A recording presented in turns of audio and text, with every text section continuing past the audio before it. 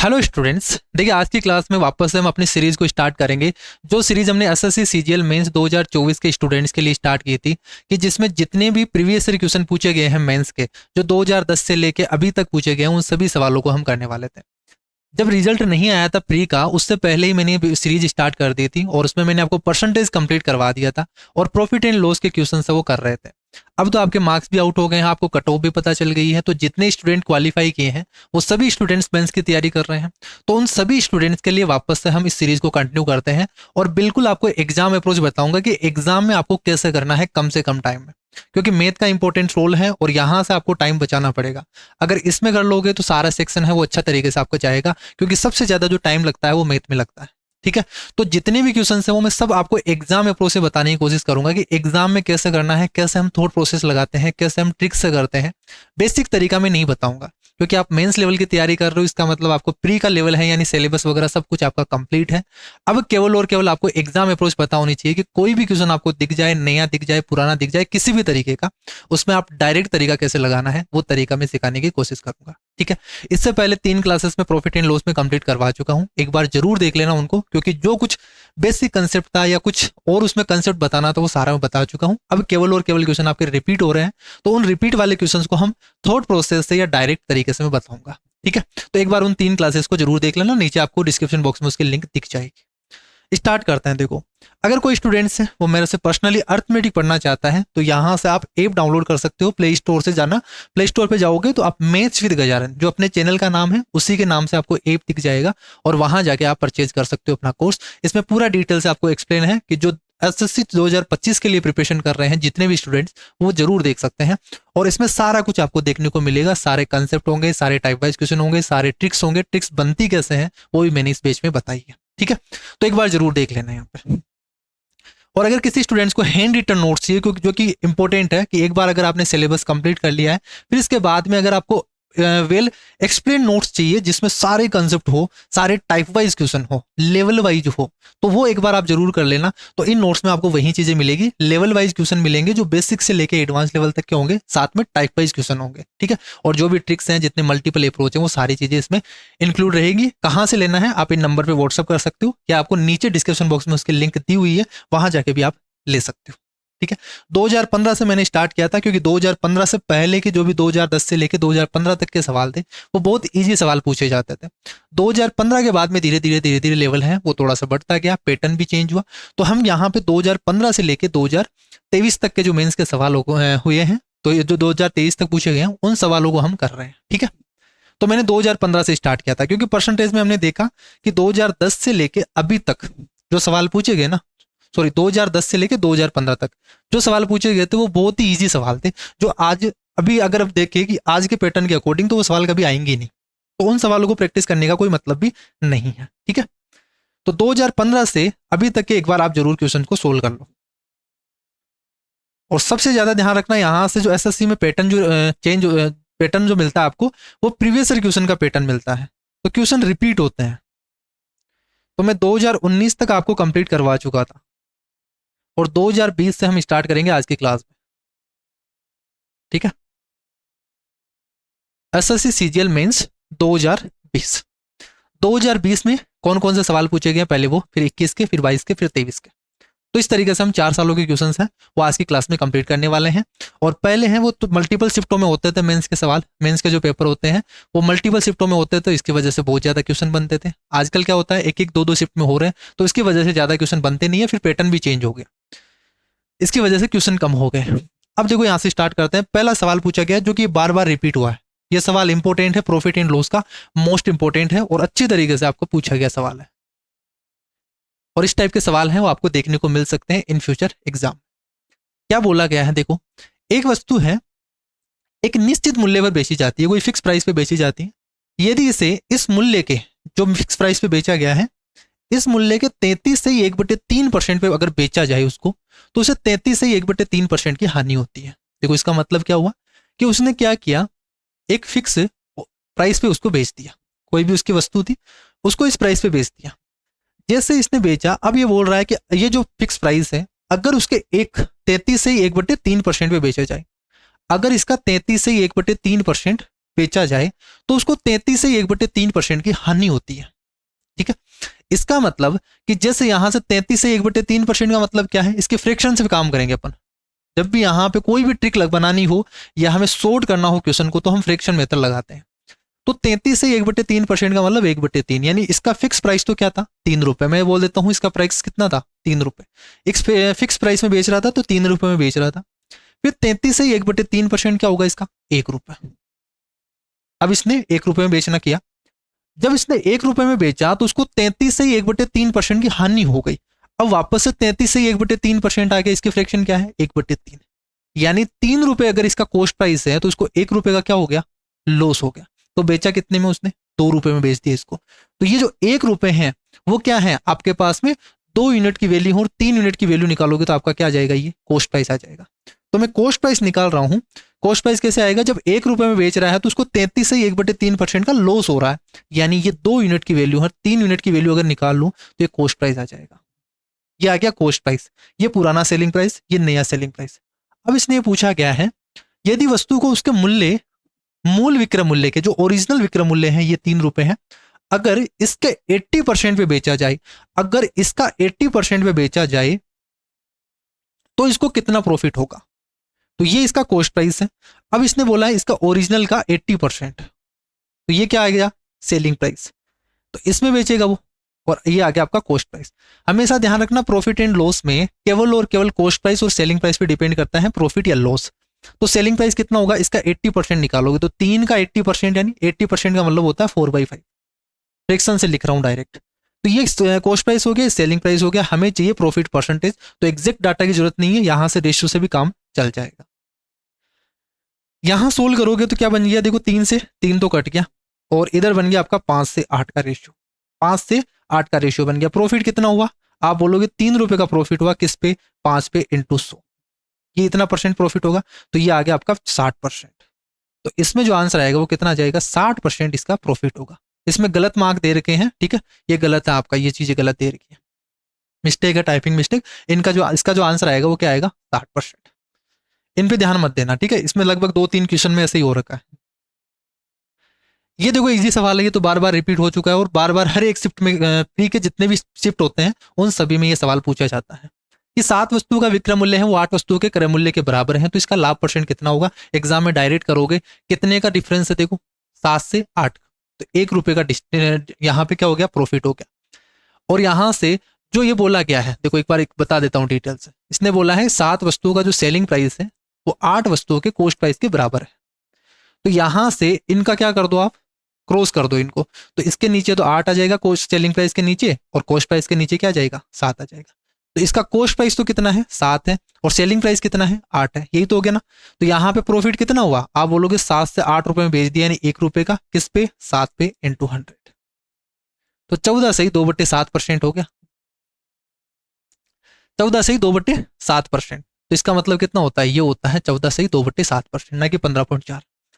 अब देखो इस तरीके से आपको लिखना नहीं है, यहाँ पे इतना चीज नहीं लिखेंगे पे एग्जाम में जब ये सवाल आ जाए, क्योंकि बार बार आ चुका है, हर बार आता है इस तरीके से। तो अब तो कंटेस्ट ही हो गया है। तो अब डायरेक्ट ही क्या करोगे, जब एग्जाम में करोगे तो एग्जाम में बस इतना सा लिखता है, इनको बीच में डिफरेंस कितने का है, 1 का। और जो सेलिंग प्राइस के पास में जो वैल्यू लिखी हुई है वो नीचे लिख दोगे। सेलिंग प्राइस के पास में कौन है, 7 है, तो 7 लिख दो यहाँ से, इसके नीचे 7 लिख दो। और 1/7 का मतलब कितना होता है, 14 से ही 2/7% होता है। तो इसमें पेन लगाने की भी जरूरत नहीं है। इस तरीके के जब सवाल दिख जाए डिफरेंस कर दो, और डिवाइडेड बाई सेलिंग प्राइस के पास में जो भी संख्या दे रखी है उससे डिवाइड कर दो। फ्रैक्शन दिख गई 1/7, 1/7 का मतलब कितना होता है, 14 से ही 2/7%। तो 14.28 इस तरीके से होगा, इस तरीके से ऐसे चलता जाएगा ये। तो एग्जाम में बस इतना ही लिखना है, या तो लिख लो या फिर इसे माइंड में ही कर लो, ये इसकी थॉट प्रोसेस होगी। तो इस तरीके से इतना लिखना नहीं पड़ेगा आपको। ये आपका मेथड फर्स्ट हो गया। नेक्स्ट देखो यहां से, एक व्यक्ति है एक वस्तु पर क्रय मूल्य से 36% अधिक मूल्य अंकित करता है, और अंकित मूल्य पर 30% का डिस्काउंट देता है। हानि या लॉस परसेंट, आपको प्रॉफिट परसेंट बताना है। तो देखो जब भी इस तरीके का सवाल आ जाए, इसमें ना तो आपको 100 मान के कुछ करना है, आप डायरेक्ट क्या करोगे, इसमें बोला है कि पहले इसको 36%, जैसे कॉस्ट प्राइस है, जो उसने खरीदा है, जो दुकानदार ने खरीदा, उसके लिए जो लागत मूल्य है वो क्या हो गई, कॉस्ट प्राइस। तो उस कॉस्ट प्राइस से उसने क्या कर दिया, बढ़ा दिया। कितना बढ़ाया, 36%। फिर बढ़कर जो वैल्यू आ गई, मार्क प्राइस आ गया, फिर उसने मार्क प्राइस पे और डिस्काउंट दे दिया, कितना, 30%। तो क्या ये सक्सेसिव हो गया क्या, देखो इस तरीके से हो गया। कॉस्ट प्राइस था, कॉस्ट प्राइस से बढ़ाया, मार्क प्राइस आ गया, मार्क प्राइस पे फिर डिस्काउंट दिया, सेलिंग प्राइस आ गया। तो यहां इसने 36% बढ़ा दिया और यहां इसने 30% घटा दिया।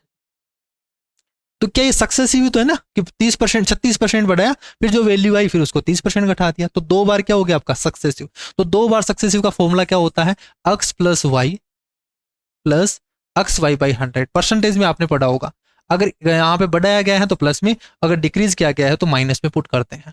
तो डायरेक्ट कर दो आप, 36 बढ़ाया गया और 30 घटाया गया, प्लस माइनस माइनस होगा, तो 36 इंटू 30 डिवाइडेड बाई 100। वैसे यहाँ पे एग्जाम में ऐसे लिखना नहीं है, आप डायरेक्ट करोगे 6 माइनस 36 दिया 108 यानी 10.8, यही होगा क्या। 35 दिया 105 होता है, तो 3 और जुड़ जाएगा, यहाँ से 108 हो गया और 10.8 हो गया, और यहाँ पे कितना हो गया, 4.8। तो 4.8 और माइनस डिनोट किसको कर रहा है, लॉस को डिनोट कर रहा है। तो 4.8% क्या होगा यहाँ पे, लॉस होगा। आंसर ये होगा, ना कि ये। अब एग्जाम में कैसे करना है ये सवाल, अब ऐसे तो करेंगे नहीं अपन, यहाँ पे ये चीज करेंगे। अब जैसे ये सक्सेसिव दिख गया तो माइंड में ही करो आप क्या, कि 36 को बढ़ाया और फिर 30 घटा दिया, तो 36 माइनस 30 करोगे यानी 6, और फिर 36 इंटू 30 करोगे तो 108, और जीरो और आएगा तो 2 जीरो से कट जाएगा, 10.8 हो गया। 10.8 में से 6 घटाओगे, 10.8 में से 6 घटाओगे कितना आ जाएगा, 4.8 आ जाएगा। ये आंसर आ गया। माइंड में कर सकते थे इस सवाल को, पेन लगाने की जरूरत ही नहीं थी, बस प्रैक्टिस होनी चाहिए आपकी।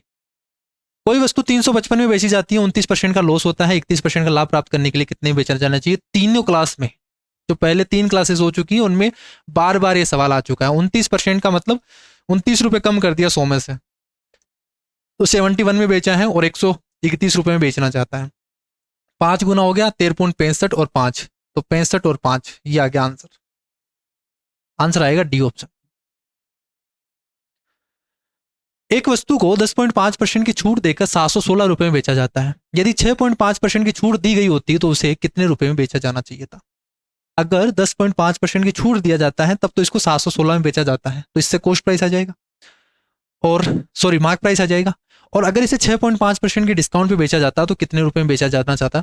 तो यहां से ये बोल दिया जाए कि 716 में जब बेचा गया तभी कितना परसेंट डिस्काउंट, तो 10.5% डिस्काउंट। 10.5 कम कर दूं मैं यहाँ से 100 में से, तो ये हो गया 11, और 11 और 9 20 हो गया, और ये हो गया आपका 89.5। तो 716 को इतने रुपए में बेचा गया। अगर 100% की वैल्यू निकाल दो तो मार्क प्राइस आ जाएगा, लेकिन इसने मार्क प्राइस नहीं पूछा, इसने बोला 6.5% की छूट और दे देता। मगर अगर इसको 6.5% की छूट देता तब कितने में बेचता, तो इसमें 6.5% डिस्काउंट पे बेच दो, तो 6.5 पे डिस्काउंट पे बेचोगे यानी 7 कम कर दो तो 93.5, तो इसे 93.5 में बेचना है। ठीक है, तो इसको सोल्व करेंगे, अपना आंसर आ जाएगा। थोड़ा सा कैलकुलेटिव है, पॉइंट से पॉइंट हट जाएगा। 5 से काट दो आप, तो 5 से काटेंगे 1, 5 7 35 और 4 5 9 45, ये हो गया 5, और 5 अंटे 40 और 5 7 35, 179 और 187 हो गया। ये लगभग आपका 180 तो है ना। तो 18 या 54, 18 या 54, 18 चौक 72, ये पूरा पूरा 4 बार जा रहा है, ये पूरा पूरा 4 बार जा रहा है। 4 से मल्टीप्लाई कर दोगे, 190 का कर दो आप, 190 से 4 से मल्टीप्लाई करोगे, 19 चौक 76, तो 760 में से 21 कम कर दो। 760 में से 21 कम करोगे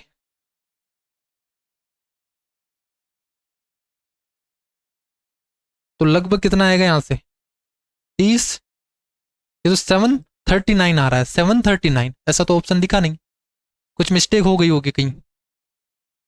6.5 है तो यहां से 7 3 और 9, ठीक है। 5 से काटोगे तो यही आएगा आपका 5 3 5 7 35, 5 9 45, 5 और 4 9, 5 अंटे 40 और 5 7 35, ये भी ठीक है। 4 से मल्टीप्लाई करोगे 7 चौक, यहाँ पे ठीक है ना, ये हो गया। वो कैसे आएगा, 7 चौक 28, 2 8 चौक 32, 34 3 और 4 3 7, 748 आ रहा है। फिर वैसे कैसे गलत हो गया, कैलकुलेशन गलत नहीं होनी चाहिए थी वैसे। मैं इसको 190 मान रहा था, ठीक है।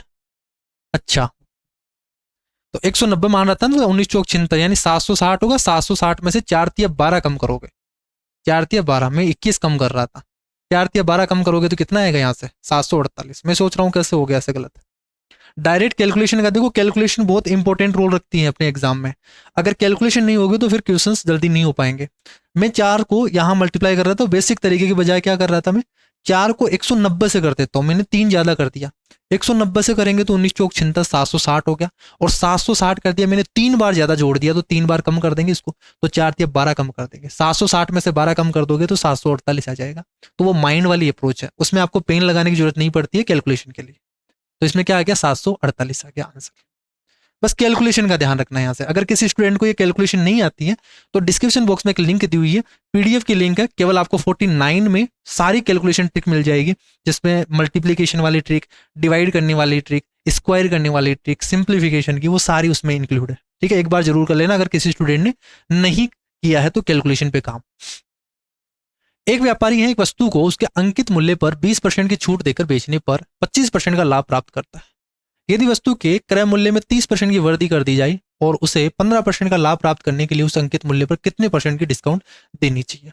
अब इस क्वेश्चन को करने के बहुत सारे तरीके होते हैं, आप बेसिक से कर सकते हो लेकिन बहुत लेंथी हो जाएगा। सबसे बेस्ट तरीका इसमें क्या लगा है, और इसका जो कंसेप्ट है पीछे का, वो ये है कि जब किसी भी वस्तु को कुछ डिस्काउंट देने के बाद में वो अगर प्रॉफिट कमाता है तो उसके कॉस्ट प्राइस और मार्क प्राइस का जो रेशियो होता है, कॉस्ट प्राइस और मार्क प्राइस का जो रेशियो होता है वो 100 माइनस डिस्काउंट परसेंट और 100 प्लस प्रॉफिट परसेंट होता है।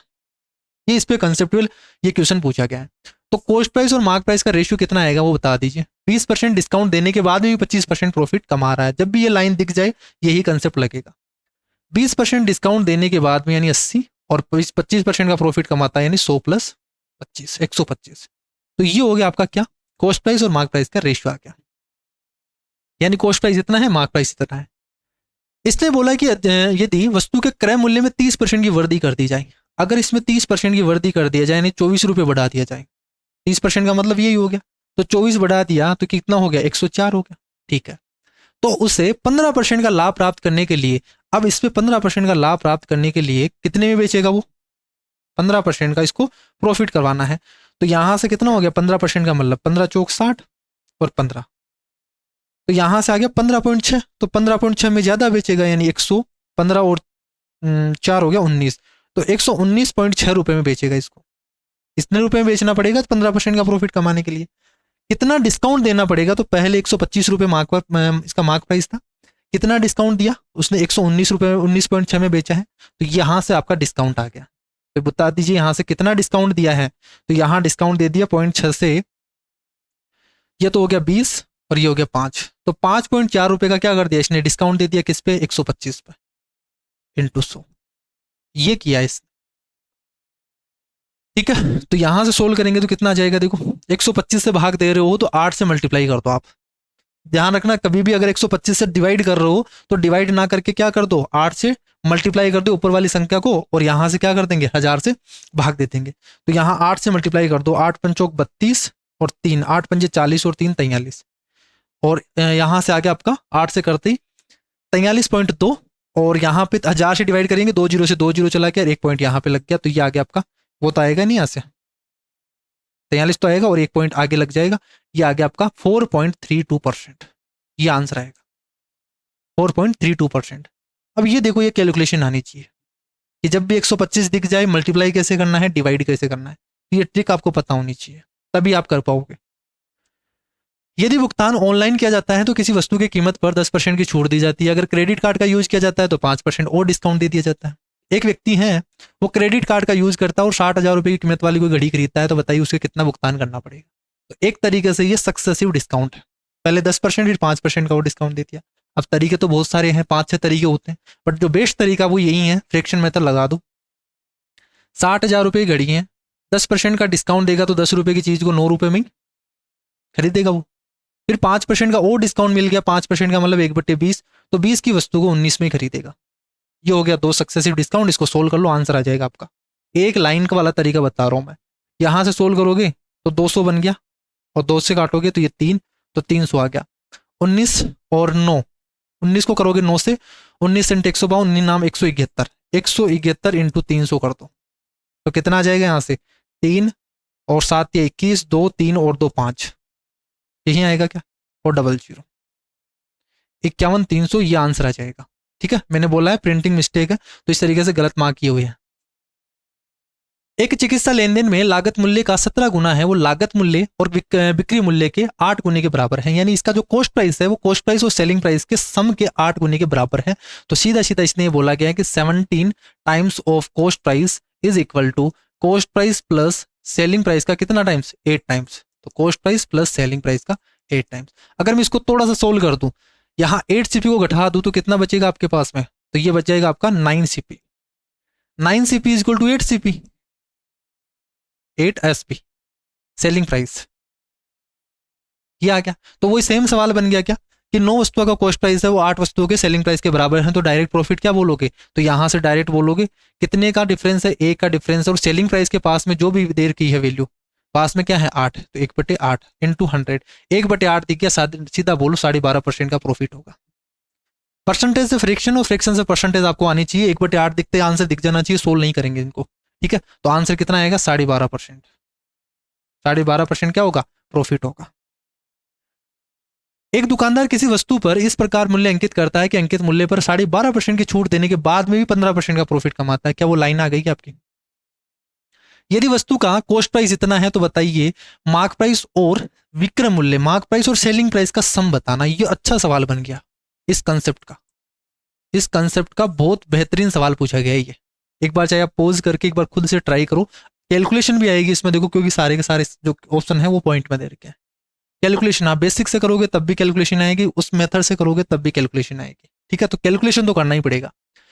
बोला है उस लाइन में, उस कंसेप्ट से बता रहा हूं कि उसने क्या किया, मार्क प्राइस पे 12.5% का डिस्काउंट देने के बाद में भी 15% का प्रॉफिट कमा रहा है, तो सीधा सीधा यहां से ये रेशियो आ जाएगा कॉस्ट प्राइस और मार्क प्राइस का, कॉस्ट प्राइस और मार्क प्राइस का रेशियो आएगा यहां से। ठीक है, तो मार्क प्राइस तो निकल के आ सकता है और उसी समय क्या करना है, कॉस्ट प्राइस भी निकाल, सेलिंग प्राइस भी निकालना, तभी हम सम कर सकते हैं। तो 12.5% डिस्काउंट दिया है, 100 माइनस 12.5% करोगे 87.5% हो गया, तो ये हो गया 87.5% और यहां से हो गया 115। क्या आपके पास में कॉस्ट प्राइस और मार्क प्राइस का रेशियो आ गया क्या? ठीक है, बोला है कॉस्ट प्राइस तो कितना है यहाँ पे, इसका कॉस्ट प्राइस है वो 385 दे रखा है, इसकी वैल्यू आपको दे रखी है, इस यूनिट की वैल्यू कितनी दे रखी है, 385 दे रखी है, यही तो दे रखी है ना। तो एक यूनिट की वैल्यू निकल के आ जाएगी यहां से, ये तो वैल्यू निकल के आ जाएगी। बट हमें पूछा गया है कि मार्क प्राइस और सेलिंग प्राइस का सम बता दीजिए, तो मैं सेलिंग प्राइस और निकालना चाहूंगा ताकि मैं इनका सम कर दूं और एक यूनिट की वैल्यू निकाल के उस पूरी यूनिट से मल्टीप्लाई कर दूं। तो मुझे यहां सेलिंग प्राइस चाहिए। अब सेलिंग प्राइस कैसे आएगी, सेलिंग प्राइस इसने बोला कि इसने डिस्काउंट कितना दिया, 12.5% का, 12.5% का डिस्काउंट दिया तो बेचेगा कितने में, 115 की वस्तु है उस पर 12.5% का डिस्काउंट दे दिया, 12.5% का मतलब होता है 1/8 रुपए का, 1/8 होता है इसका मतलब, तो 1/8 का इसने क्या कर दिया, डिस्काउंट दे दिया, तो बेचेगा कितने में, 7/8 में बेचेगा इसको। भाई 8 रुपए में से 1 रुपए कम कर दिया तो कितने में बेचेगा, 7 रुपए में, तो 7/8 हो गया, ये इसका सेलिंग प्राइस हो गया।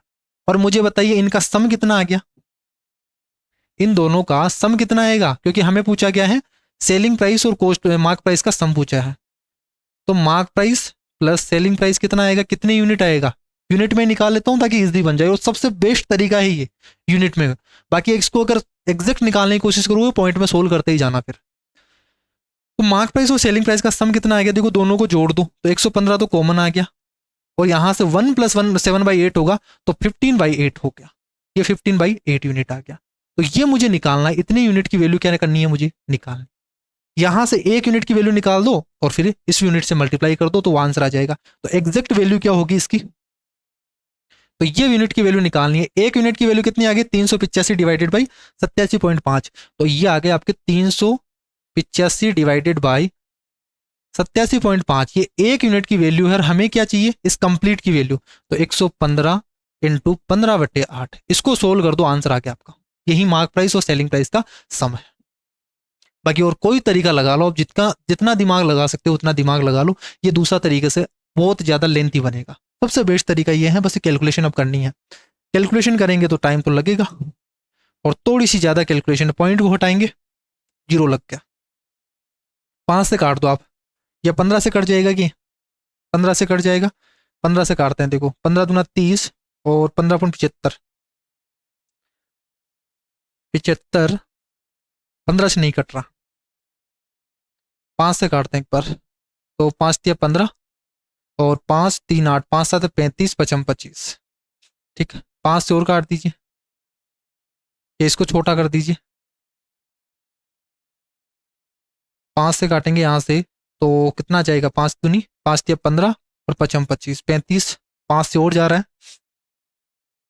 5 6 30 और 5 7 35, ठीक है, 7 पंजे 35 और 3, 7 पंजे 35 और 3, 7 पंजे 35, 35 बार चला गई, 55 बार हो गया ना, ठीक है। अभी और कट रहा है यहाँ से 3 और ये 4, ये हो रहा, तो ये हो गया आपका 23 या 69 इंटू 5 इंटू 11, 5 से मल्टीप्लाई करेंगे तो लगभग कितना हो गया, 70 से कर दो तो 7 पंजे 35, 350, 350 में से 350 में से 5 कम करोगे तो 345 हो गया, इसको 11 से मल्टीप्लाई करोगे तो 5 9 7 और 3, ये बन जाएगा, 11 से करोगे तब,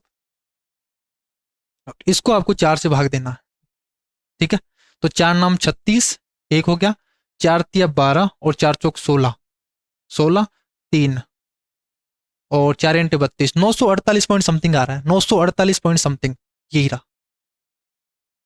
और 3 बचेगा, 3/4 का मतलब कितना है, 7.75, 0.75 आ जाएगा, तो इसको जब हम सोल्व करेंगे तो आंसर कितना आ रहा है, जब काटा पीटी कर रहे हैं तो करना ही पड़ेगा सारा का सारा, और ये आएगा आपका 948.75, थोड़ी सी कैलकुलेशन तो है, ये कैलकुलेशन तो करनी पड़ेगी, चाहे आप बेसिक से कर लो, बेसिक से करोगे तो सारी की सारी कैलकुलेशन चलती जाएगी, फिर पॉइंट में ही चलती जाएगी सारी, तो वो सबसे ज्यादा हार्ड होगी, फ्रैक्शन में कभी भी कैलकुलेशन ज्यादा नहीं होती, अगर आती है तो उतनी तो करनी पड़ेगी आपको क्वेश्चन में, तो सबसे बेस्ट सवाल है, कैलकुलेटिव सवाल है, और रियल में यह मेंस लेवल का सवाल है। एक व्यापारी ने 440 केजी चावल है खरीदा, उसमें से कुल चावल है वो 20% के लाभ पर, अच्छा कुल नहीं है कुछ है, कुछ चावल उसने 20% के प्रॉफिट पे बेच दिया, ये एलिगेशन का सवाल है, उसने कुछ को तो 20% पे और कुछ को 5% के लॉस पे, ओवरऑल दे रखा होगा 15% का प्रॉफिट दे रखा है, तो मुझे बताइए इनका रेशियो कितना आ जाएगा, ये आ गया आपका 5, 15 में से 5 कम करोगे 20, तो ये आ गया आपका 4:1, किसका आया है, 20 और 5 वाले का, पूछा क्या है हमसे, चावल की मात्रा का 20% के लाभ पर बेचे गए चावल की मात्रा का अनुपात कितना होगा, 5% वाले से 20% वाला पूछा गया, यानी 1:4 पूछा गया, उल्टा पूछा गया, ये 4:1 मत कर देना, इसका उल्टा पूछा गया। एक विक्रेता है, किसी वस्तु को उसके अंकित मूल्य पर 25% की छूट देकर 20% का प्रॉफिट कमाता है, देखो वापस से आ गया क्या, इतना डिस्काउंट देने के बाद में इतना प्रॉफिट कमाता है, ये मोस्ट इंपोर्टेंट कंसेप्ट है इस प्रॉफिट एंड लॉस का। यदि वस्तु का क्रय मूल्य 15% कम हो जाता है, अब उसे अंकित मूल्य पर कितने परसेंट का डिस्काउंट देनी चाहिए ताकि जो प्रॉफिट परसेंट है वो पूर्ववर्ती रहे, तो सेम टाइप का सवाल पूछा गया है, अभी आया था एक सवाल, 25% का डिस्काउंट देने के बाद में तो 75 और प्रॉफिट कमाता है 20% का 120, तो क्या ये कॉस्ट प्राइस और मार्क प्राइस का रेशियो आ जाएगा क्या, ये आ गया कॉस्ट प्राइस और मार्क प्राइस का रेशियो आ गया।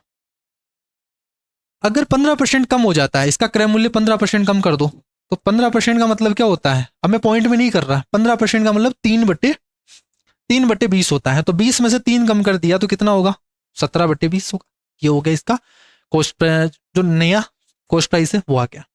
और इससे कितने रुपए में बेचा जाना चाहिए, कितने अंकित मूल्य पर कितना डिस्काउंट दिया जाना चाहिए ताकि प्रॉफिट है वो पहले की जितना ही रहे, तो पहले प्रॉफिट कितना हो रहा था 20% का, तो इससे प्रॉफिट कितना होना चाहिए 20% का ही होना चाहिए, तो कितने में बेचेगा वो, अगर प्रॉफिट 20% का होना चाहिए तो 75 इंटू 17/20, तो इसका था ही कॉस्ट प्राइस, और इसे 20% ज्यादा में बेचना चाहता है तो 20% का मतलब 5 से 6 में बेचना चाहता है, तो ये क्या आ गया आपका, ये आ गया इसका सेलिंग प्राइस, ये आ गया सेलिंग प्राइस। तो हमें यहाँ पे डिस्काउंट देखना है कि कितना डिस्काउंट देना पड़ेगा, और ये डिस्काउंट कहाँ से आएगा, यहाँ से।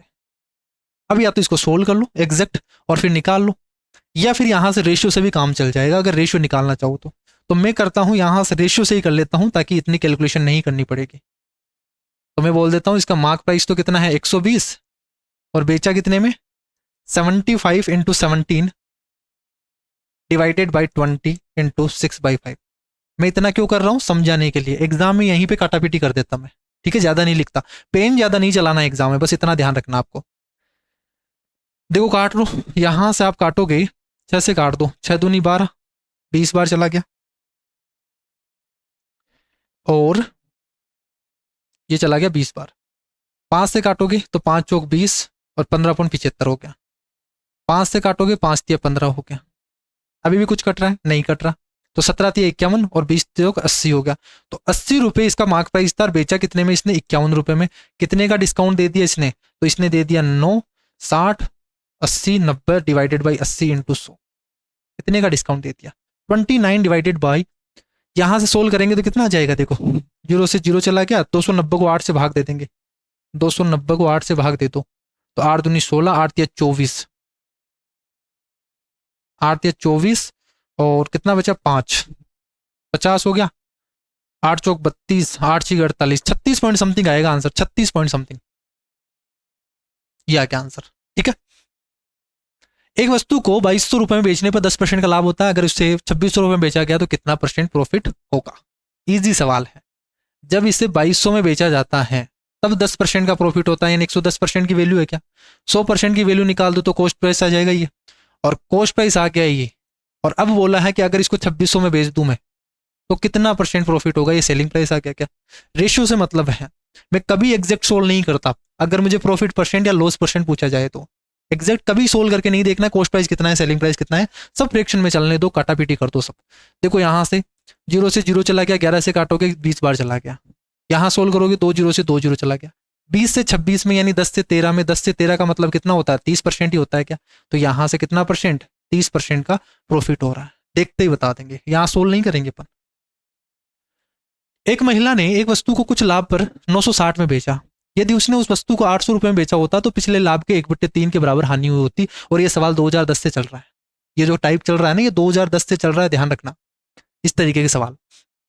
और इसका कंसेप्ट ये है कि जैसे मान लीजिए कॉस्ट प्राइस है, इसने कुछ एक्स्ट्रा में बेचा, 960 रुपए में बेचा, तब इसको प्रॉफिट हो रहा था, कुछ प्रॉफिट हो रहा था, हमें नहीं पता कितना प्रॉफिट हो रहा था। लेकिन इसने जैसे ही 800 रुपए में बेचा उसको लॉस हो गया। तो कम में बेचा है कॉस्ट प्राइस से, 800 रुपए में बेचा, और कितना लॉस हुआ उसको बताने के लिए इसने क्या किया?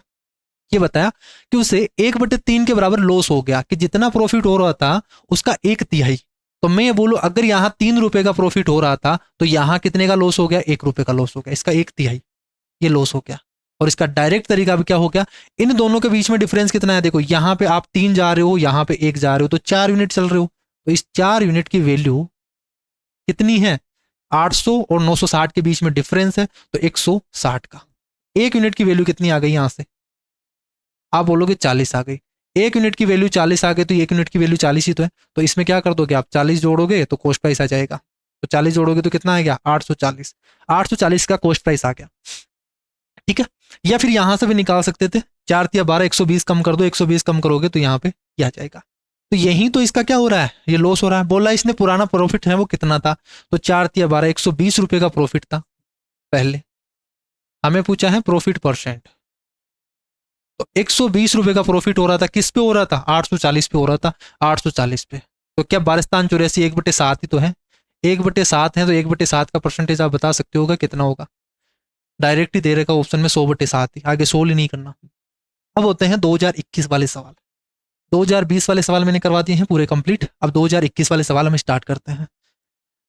थोड़ा सा जल्दी करेंगे, क्लास बड़ी होगी। देखो एक वस्तु का क्रय मूल्य 2800 है और विक्रय मूल्य के प्रतिशत में लाभ परसेंट है वो 20% है। यानी सीधा सीधा ये बोला गया है कि कॉस्ट प्राइस 2800 है और जो प्रॉफिट परसेंट 20% दे रखा है वो सेलिंग प्राइस पे निकाला गया है, कॉस्ट प्राइस पे नहीं। हमेशा जो प्रॉफिट परसेंट और लॉस परसेंट होता है वो कॉस्ट प्राइस पे निकालते हैं, लेकिन एग्जामिनर ने बोला है कि जो 20% दे रखा है वो सेलिंग प्राइस पे है। तो पहले तो इसी को यहाँ पे हम क्या करते हैं, देखते हैं कि इस 20% का मतलब क्या है। इस 20% का मतलब हुआ 1/5, फ्रैक्शन ये होती है। बट यहां बोला गया है कि ये प्रॉफिट है, जो 20% प्रॉफिट है, तो 20% प्रॉफिट है, यानी ये 1 रुपए क्या है इसका प्रॉफिट है।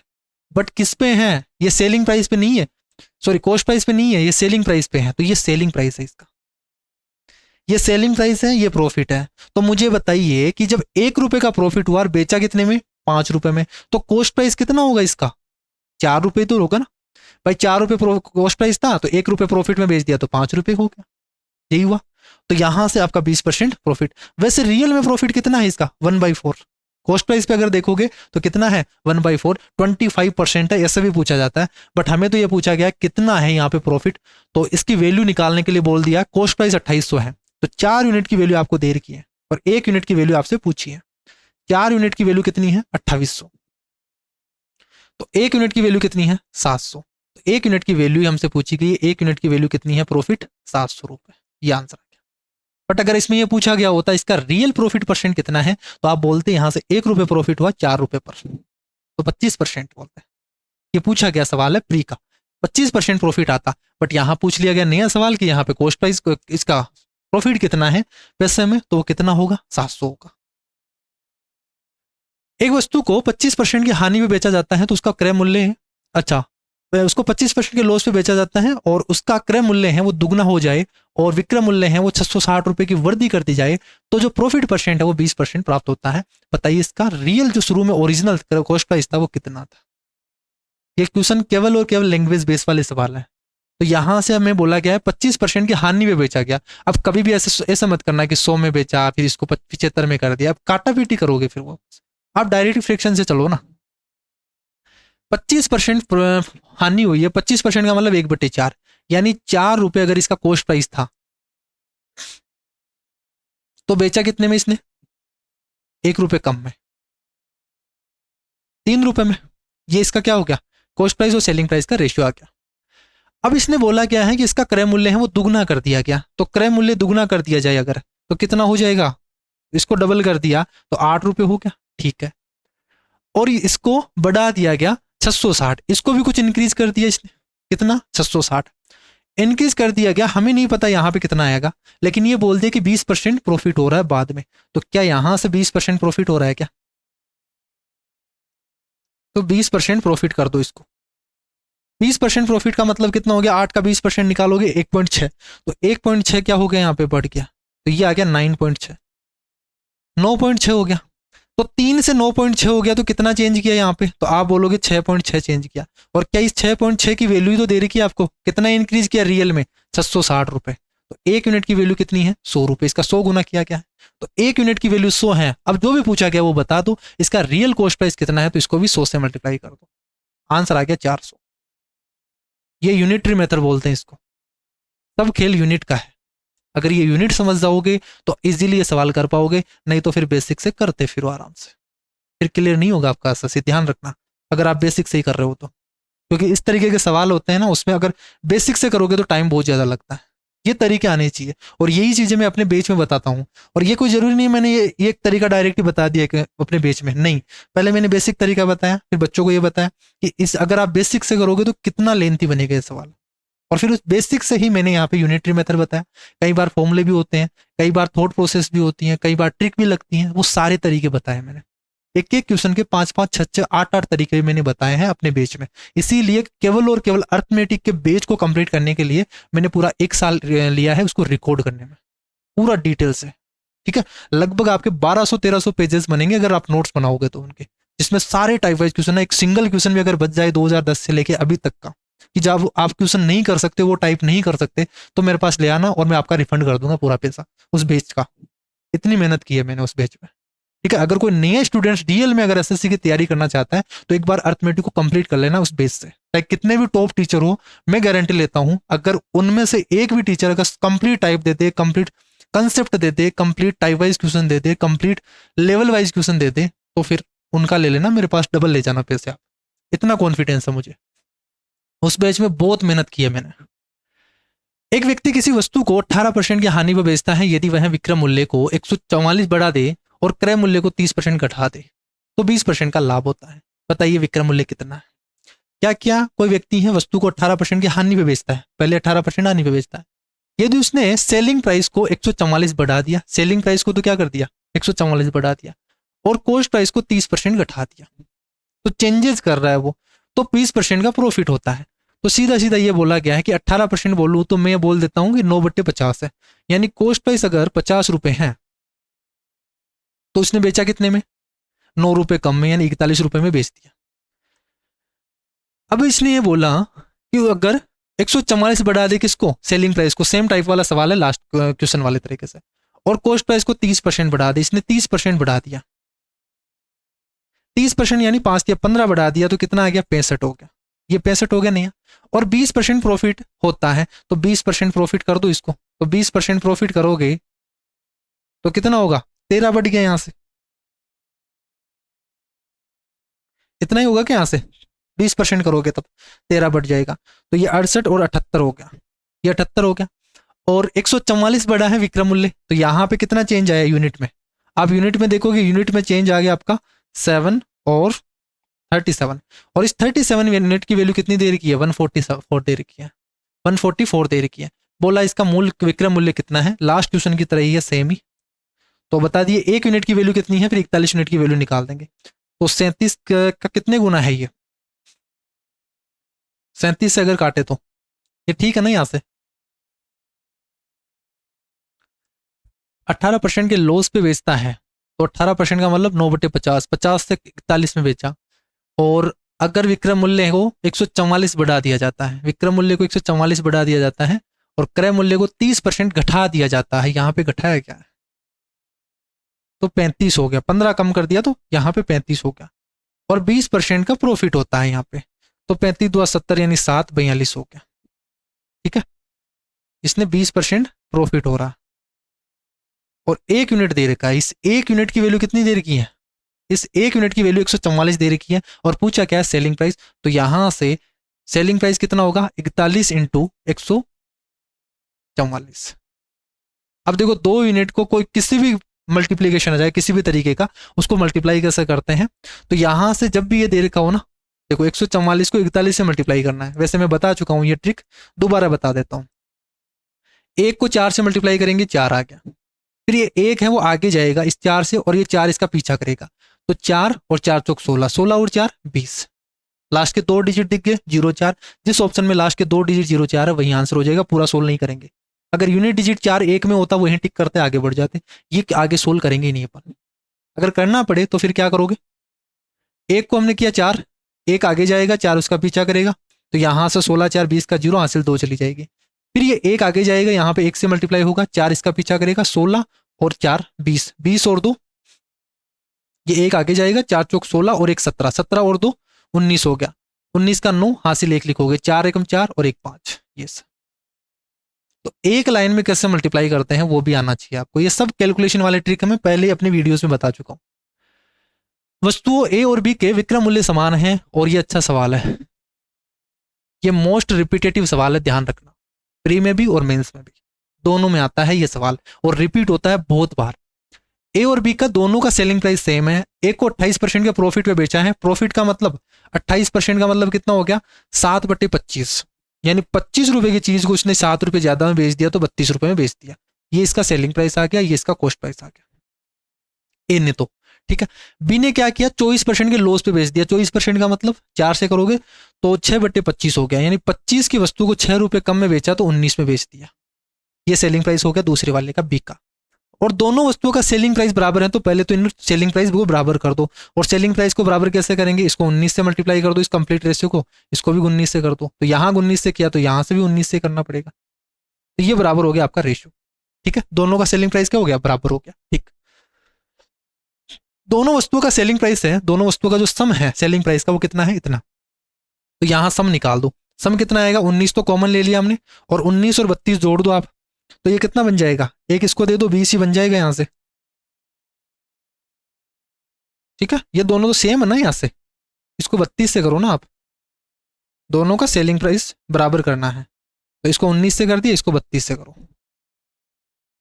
19 और 32, तो दोनों का सेलिंग प्राइस बराबर ही हो गया, और बराबर हो गया तो दोनों कितने हैं, 2 इंटू 19 इंटू 32, और इस यूनिट की वैल्यू कितनी दे रखी है, इन दोनों का सम कितना दे रखा है आपको, ये दे रखा है 48,640, 48,640 दे रखा।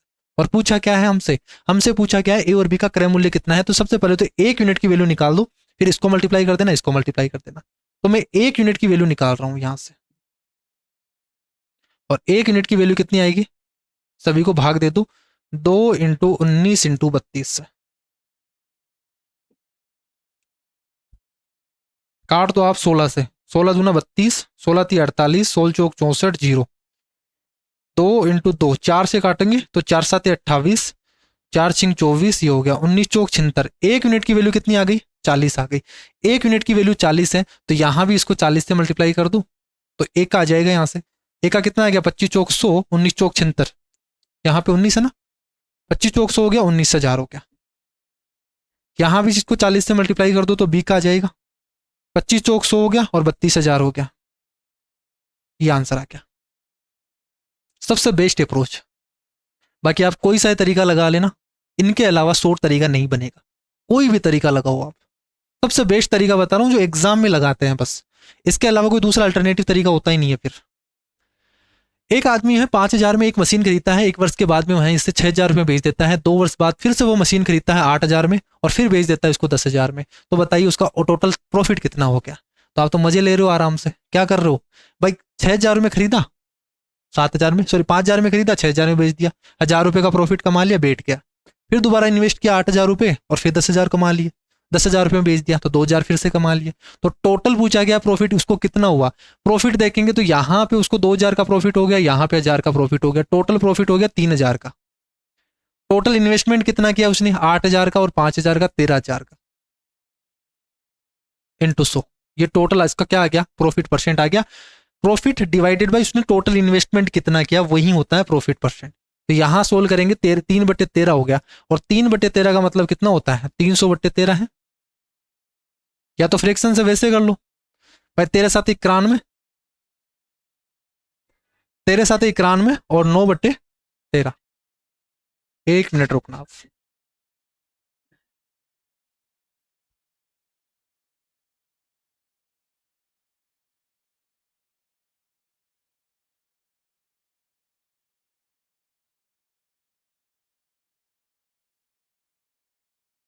तो देखो यहां से, या तो फ्रैक्शन से कर लो भाई। 13 की फ्रैक्शन जो परसेंटेज फ्रैक्शन क्या होती है भाई? 13×7 = 91, 9/13 होती है। इसको 3 से मल्टीप्लाई कर दो तो 7×21 और 9×3 = 27/13। तो इसको सोल्व करेंगे तो 13×2 = 26, तो 23 पॉइंट समथिंग आएगा यहाँ से आंसर। 23 पॉइंट समथिंग ये आएगा, 23.08 आ जाएगा।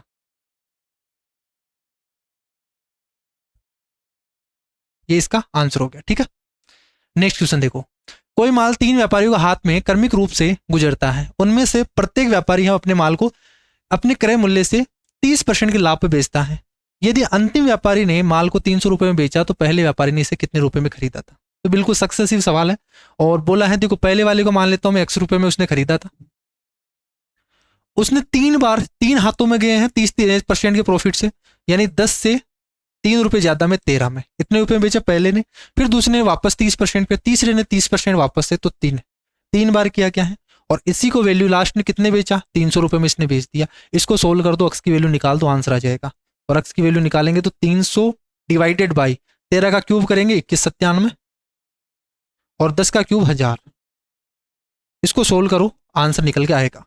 अब 2197 से भाग देंगे, पूरा पूरा तो भाग जाएगा नहीं, और ना यहां से 3 से भाग जा रहा, तो फिर क्या करेंगे? 2197 ना, तो लगभग मैं इसको अप्रोक्सीमेशन में क्या मान सकता हूं, ये 2200 के करीब है। लगभग कितना है? ये 2200 है। और अगर 2200 है तो 2 और 2 जीरो चला गया, तो 3000 को, ये लगभग आपका 2200 बन गया, ठीक है। 2 जीरो चला गया, एक बार और काट दो इसको यहां से, तो ये 11 बार चला गया और ये आपका 150 हो गया। तो 1500 डिवाइडेड बाई 11 आ रहा है।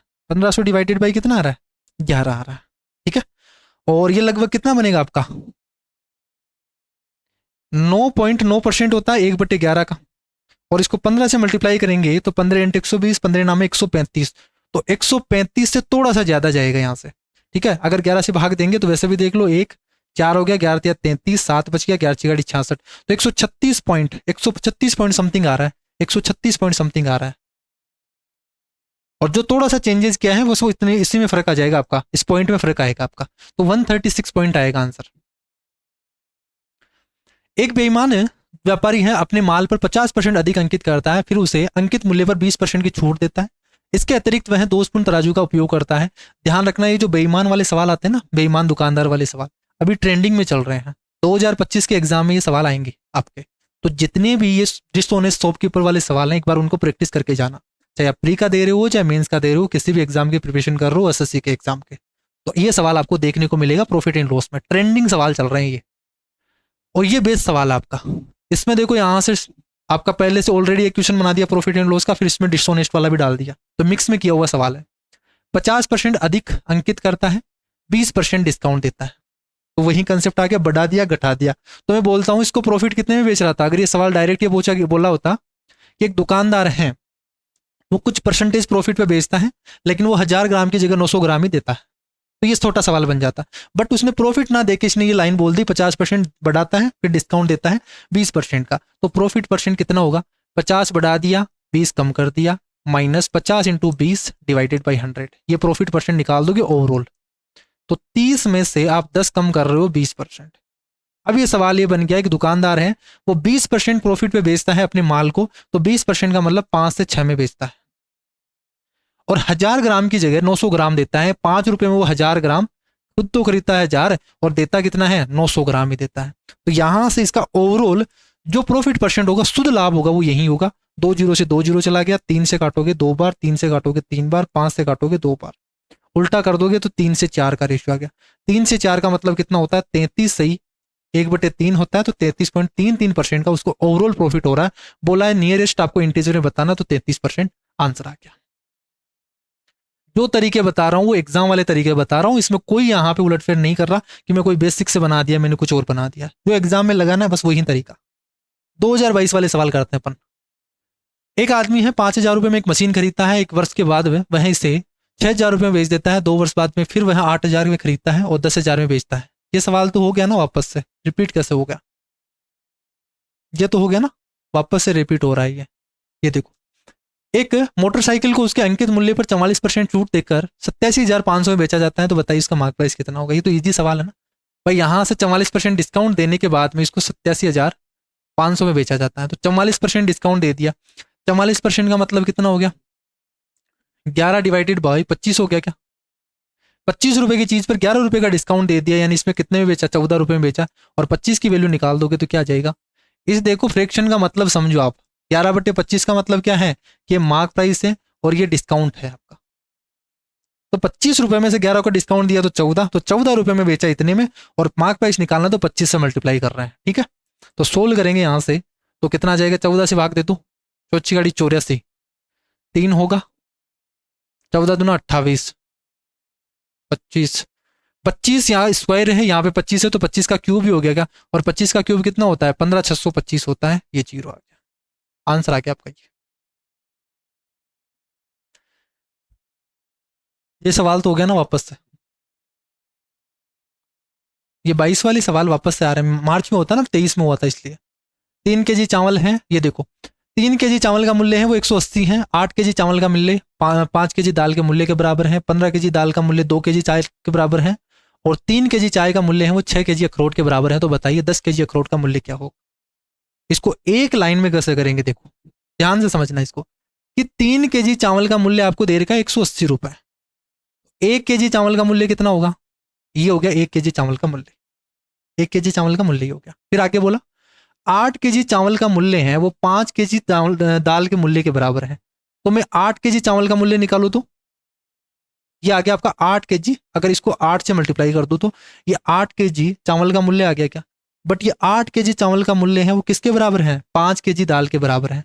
तो यहां से 5 kg दाल के बराबर है, तो 1 kg दाल का मूल्य कितना होगा, 5 से भाग दे दूं तो 1 kg दाल का मूल्य आ गया, ठीक है। और 1 kg दाल का मूल्य आ गया, तो ये बोला है कि 15 kg दाल का मूल्य कितना होगा। आप बोलोगे 15 kg दाल का मूल्य इतना होगा, और ये किसके बराबर है, 2 kg चाय के बराबर है। तो 1 kg चाय का मूल्य कितना होगा, ये इतना होगा। ये 1 kg चाय का मूल्य आ गया टोटल। 3 kg चाय का मूल्य कितना होगा, आप बोलोगे इतना आएगा, 3 kg चाय का मूल्य हो गया। और ये 6 kg अखरोट के बराबर है, तो 1 kg अखरोट का मूल्य कितना होगा, ये हो गया। 1 kg अखरोट का मूल्य इतना आ गया, तो 10 kg अखरोट का मूल्य कितना होगा, तो 10 से मल्टीप्लाई कर दो, ये आ गया 10 kg अखरोट का मूल्य एक लाइन में। बताओ इसको सोल्व करने पे कितना आएगा, 5 3 15 और 3 दूनी 6, 2 दुआ 4 दुआ 8 और 18 दुआ 36, 360 और एक और 0 है, ये आ गया 3600 आंसर। ऐसे करते हैं एग्जाम में। एक बेईमान व्यापारी अपने माल पर 50% अधिक अंकित करता है 20% का। ये सवाल वापस से रिपीट हो रहा है। तो एलईडी टीवी और एक मोबाइल फ़ोन की कीमत है वो 31,000 रुपये है, जबकि 2 मोबाइल फ़ोन और एक एलईडी टीवी की कीमत है वो 35,000 रुपये है। तो बताइए एक मोबाइल फ़ोन का मूल्य क्या है? तो ये आपके लीनियर वाले सवाल आगे बोला क्या है, इनको सोल्व करना है। 2 एलईडी, तो मैं एलसीडी नोट कर देता हूँ, 2 एलईडी प्लस 1 मोबाइल, इसकी कीमत है 31,000। जबकि 2 मोबाइल और 1 एलईडी, तो 1 एलईडी और 2 मोबाइल, इसकी कीमत है 35,000। इन दोनों इक्वेशन को सोल्व करना है और बताना है एक मोबाइल की कीमत कितनी होगी, यानी मोबाइल को बचाना है और एलईडी को उड़ा दो आप। तो यही सोल्व करना है। तो एलईडी को उठाने के लिए क्या कर दूं मैं, इसको 2 से मल्टीप्लाई कर देता हूँ सभी को, तो ये ताकि यहाँ पे 2 एलईडी बन जाए। तो यहाँ पे क्या बन जाएगा, ये 4 बन जाएगा, ये कितना बन जाएगा, 70,000 बन जाएगा। माइनस कर देता हूँ, तो 4 में से एम कम करोगे तो 3 एम हो जाएगा। 70 में से 31 कम कर दोगे तो ये हो जाएगा आपका 4 और 3 70, 39,000 हो गया। तो एक मोबाइल की कीमत कितनी आ गई, 13,000 आ गई। यही हमसे पूछा गया, एक मोबाइल की कीमत कितनी है, 13,000 है। निकासी बिक्री पर एक दुकानदार 45% छूट देता है। यदि एक ग्राहक ने बिक्री के दौरान 330 रुपए का भुगतान किया है तो शर्ट का मूल्य कितना होगा। सीधा ये बोला है कि 330 रुपए में जब वो बेचता है तो उसको 45% डिस्काउंट के बाद में उसको 330 रुपए उसने दिए हैं, तो 45% पे दे दिया, यानी 55% की वैल्यू, हर 100% की वैल्यू निकाल दो तो मार्क प्रेस आ जाएगा। अगर फ्रैक्शन से ना करो तो 3 और यहां से 5 बार 11 से काटोगे तो 5 6 30, तो 600 आ गया आंसर। इतने इजी सवाल भी आते हैं। बी ने एक थोक विक्रेता से 180 रुपए प्रति केजी की दर से 15 केजी सेव खरीदे, जो 1 केजी वजन के लिए 950 ग्राम के वजन का प्रयोग कर रहे थे। ये इंपॉर्टेंट सवाल है, ऐसे सवाल अभी तक आए नहीं है, ठीक है, फ्री में भी नहीं पूछा गया था। बी ने एक थोक विक्रेता से 180 रुपए पर केजी की दर से 15 केजी सेव खरीदे हैं, और जो 1 केजी, जो थोक विक्रेता है, जो बेचने वाला है, थोक विक्रेता है, वो क्या कर देता है, उसको 950 ग्राम ही दे देता है। दुकानदार को उसको भी बेईमानी तरीके से 250 ग्राम ही दे देता है वो, ठीक है। और फिर दुकानदार क्या करता है, दुकानदार बोलता है ठीक है मैंने 180 रुपए में खरीदे, मैं भी 180 रुपए में बेचूंगा। लेकिन क्या किया उसने, उसने कर दिया 750 ग्राम में बेच दिया उसको। उसको कितने रुपए में, 950 ग्राम में, और वो खुद कितने में दे रहा, 750 ग्राम दे रहा है। तो बताना है उसका ओवरऑल प्रॉफिट परसेंट कितना हुआ, उसको कितना प्रॉफिट परसेंट हुआ। तो यहां से सीधा सीधा यही हो गया क्या भाई, उसने 180 रुपए में खरीदा, 180 रुपए पर केजी में बोला था, लेकिन केजी में नहीं मिला उसको, 1 केजी का ग्राम नहीं मिला, 1000 ग्राम ना मिलके उसको 950 ग्राम मिला। लेकिन वो दे कितने में रहा है, ये तो कॉस्ट प्राइस आ गया। दे तो वो खुद भी 180 रुपए में दे रहा है, बट ग्राम कितना दे रहा है, 750 ग्राम। तो 180 रुपए पर 700 ग्राम दे रहा है, खुद कितने में लाया, 180 रुपए पर 950 ग्राम। तो यहां से ही आपका रेशियो निकल के आ जाएगा, उसको ओवरऑल कितना प्रॉफिट हुआ। तो देखो 180 तो 180 चला गया, 0 से 0 चला गया, और यहाँ 5 से काट दे अपन तो रेशियो आ गया 75 से 95। तो 5 से काट देंगे तो 15 से 19 का आ गया। कितना प्रॉफिट हुआ, आप बोलोगे 4/15 का। और 4/15 से फ्रैक्शन से परसेंटेज में जा सकते हो क्या, 1/15 की कितनी होती है, 15 6 की 90, 2/3%। और इसको 4 से मल्टीप्लाई कर दो, तो यहां से 6 का 24 प्लस 8/3, तो 24 और 2 26, तो 26 सही 2/3 यानी 26.6666% आएगा, ये आएगा आंसर। 26.6666% इसको क्या हो जाएगा, प्रॉफिट, जिसको हम 2 डिजिट में क्या लिख सकते हैं, 26.67 लिख सकते हैं। एक व्यापारी अपने माल का विक्रय मूल्य क्रय मूल्य से 42% अधिक अंकित करता है और 15% डिस्काउंट दे देता है। ये वापस से वही हो गया कि बढ़ाया फिर घटाया, सक्सेसिव। तो 42 में से 15 कम कर दो पहले, तो 15 और 7 22, तो 27, ठीक है। देखो 42 बढ़ा दिया, 15 कम कर दिया, plus minus minus 42 into 15 divided by 100, इसको सोल्व कर दो। 15 कम करेंगे तो 22 और 20 27, 27 में से 42 इंटू 15 करोगे तो कितना आ जाएगा, देखो 15 ते 45 और 15 चौक 60, 600 तो एक हो गया और 630 बन गया। 630 को भाग दोगे 100 से तो 6.3 हो गया, तो 6.3 कम कर दो इसमें से, तो लगभग कितना आ गया, 7 ही कम करोगे तो 20.7 आ गया। 20.7% का इसको क्या हो रहा है, प्रॉफिट हो रहा है। लेकिन हमें इंटीजर में पूछा गया है तो लगभग कितना हो गया, 21% हो गया।